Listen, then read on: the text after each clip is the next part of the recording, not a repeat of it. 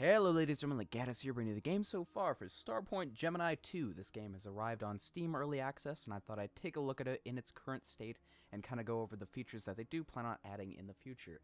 Alright, so first things first, options menu. At first, when I first started out, a lot of these things were not grayed out, but they just didn't function, and they added a patch because people were complaining that they're changing these settings, and they just weren't doing anything. Well, they changed it, so now you can actually change the settings that don't do anything yet. So you can change resolution and a few of these other things. However, this is a very, very alpha state of the options menu even, because if you watch, I click these on, and if I scroll down, they magically uncheck themselves. But, oh, if I scroll up, they're checked again. It's really weird. I don't know if it's checked or not, but I'm just going to check these all anyways, and watch as they all do magical unchecking stuff. So that's something that happens. It's just something that I laugh at. I don't really care about the settings too much right now, and something's happening. And we're back. Alright, so the game crashed. It has probably crashed anywhere between 10 and 20 times between the last time we have talked. You do not know this because of editing magic. So, many trial and errors have happened since you were gone. And basically I've analyzed that if I click the wrong save on here, the game crashes 100% of the time when I click the wrong save. So we're going to go with the Praetorian. So far so good, it hasn't crashed, thank God. I'm going to show off the game now. A little bit perturbed with how many times the game has crashed. However, if you go on the forums and tell them your problem, they are very quick to fix it. So, again, very early alpha, but this is the game so far. This is the game right now. It will get better in the future. Alright, so, another feature. It's not telling us right now to hit any buttons. We have to hit escape for the game to load in. So hit that. Gonna hit here. Yes! Okay, this worked. Sometimes this doesn't work and it doesn't allow me to do this don't show training tips. This time it worked. So we're not going to get spammed by those. I'm pretty much going to go over everything that the training tips tell you anyways. So it doesn't matter. And welcome to the Praetorian! My initial plan was to show this ship last as kind of like a load afterwards. Be like, look at this fucking big ass ship. It's fucking awesome. Like, look at this. Look at this art. I think this is a beautiful ship. But we're just going to use this ship only. So, because this save actually works and it is consistent. Alright, so I can move with the WASD, W and S, rotate me up and down, D and A, move me left and right, and Q and E, rotate me. Alright, so I can control that way, or if I hit Tab and hit Space, I can use a targeting mode, to which the mouse is where I aim towards. However, on a ship like this, there is very little front weapons. I shoot one little laser beam, whereas if I hit space, go into turret mode, and aim my turrets over here, yeah, you kind of get the whole fucking salvo. So it's very specific to what kind of weapons you use, to what kind of, you know, controls you should use, and what is best in the situation. Also, shields. There is a 4-type of shield system: left shield, front shield, right shield, back shield. So, depending on which shields are down, you should probably use your left side if the right shields are down, and vice versa, so that the enemy does not get to your gooey little bits inside. Alright, so we have guy on the map to the left here. We're going to hit B. This ship, power to engines, is very slow. A lot of other ships are a lot faster, but this is a bigger ship. And, yeah, power to engines takes longer. Alright, so based on the mini-map, there's an enemy close by. And there he is. Alright, so I just left-click him, and that way it gives me the distance, and for some reason it clicked over there. Alright, we're going to turn off engines, and just open fire. Alright, so far in the game, you can basically just kill enemies like this.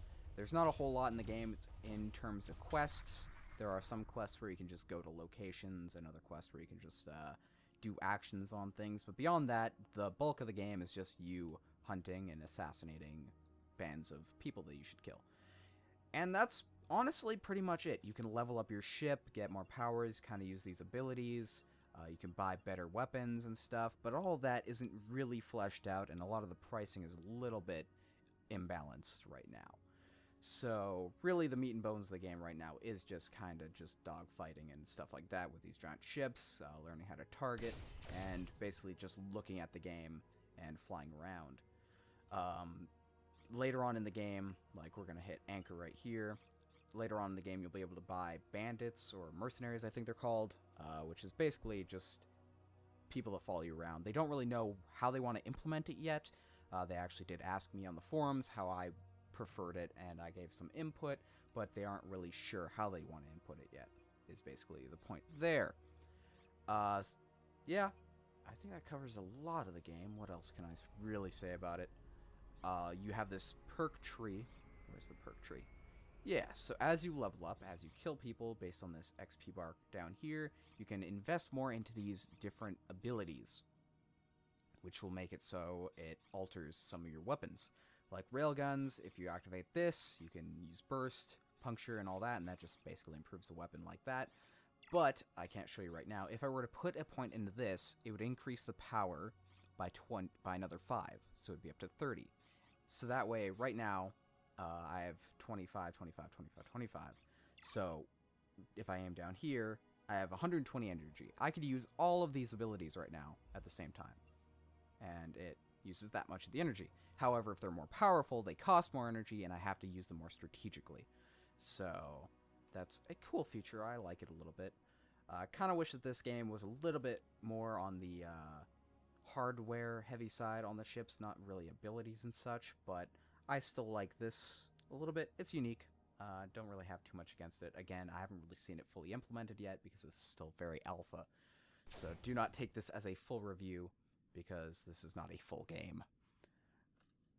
Yeah, so you are essentially buying into a promise. This game promises to add quests, it reminds me a lot of Mountain Blade, in the sense that you kind of have these factions on the world map that are fighting alongside each other, and you can kind of join one and align with one, or make your own and hire bandits and then fly around with those guys. I keep calling them bandits, they're mercenaries. And you can basically make your own army and go on adventures and whatnot. At least that is the promise.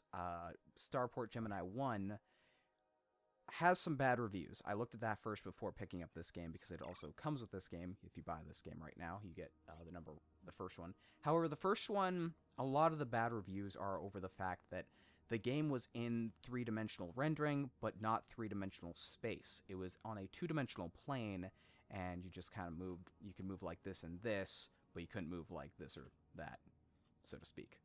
All right, we're going to go kill this guy over here because I feel like it. So, on that premise, they are very, very different because that one is far more strategic and this one is far more skill-based because you do have to aim more and all that. I never actually played Starport Gemini 1, but from the looks of it, it doesn't seem to be nearly as graphically impressive, or the fact that it's in 2-dimensional space doesn't really... I don't like that. At least I don't like the premise of it. So, that's kind of my thoughts on this game so far. The developer is very, very active on the forums. I suggest you go over there and ask him questions if you want to. It is the Steam Community Hub forums that I am referring to. I have not been to their official site or any of that stuff. This enemy is not taking any damage. Oh, and I gotta rotate. Yeah. So you can go over there and give them some suggestions and all that. Again, the game is $20 on Steam Early Access right now.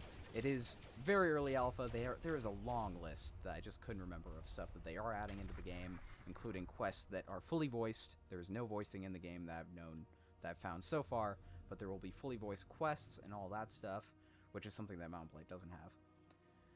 So, yeah, I think that concludes this game so far.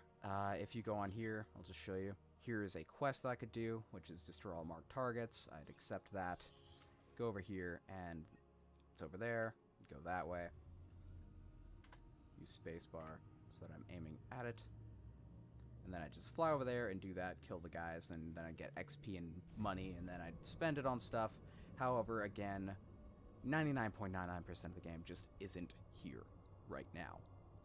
The game crashes, all that. But the promise is good. And what is here, the 0.1% that is here, is promising. It looks beautiful. It handles beautifully. I love the way that this handles and the way that there is a line of sight factor on the weapons. I love that. And just the way that you move around space, it just really feels like I am in space. Like, the fact that I'm powering up my engines and it takes time to charge that. All those little details that are in the game so far have a lot of promise, to be honest. And I feel like if they implement all the other features that they promise, the way they promise them, it'll be an amazing game. But again, right now, the game's not much. But it's only 20 bucks, and you're buying it with promise. So, that concludes this video. Thanks for watching. Remember to like if you do like the video, or thumbs it up on the Steam Community Hub video page, because I will be posting it there, and that's where I get most of my views for these things anyways. So, yeah, thanks for watching, and I hope you got some insight on this game that isn't quite finished, but has a promise, and I really, really do hope that they keep it and live up to it, because I am excited for the future of this game. Alright, thanks for watching.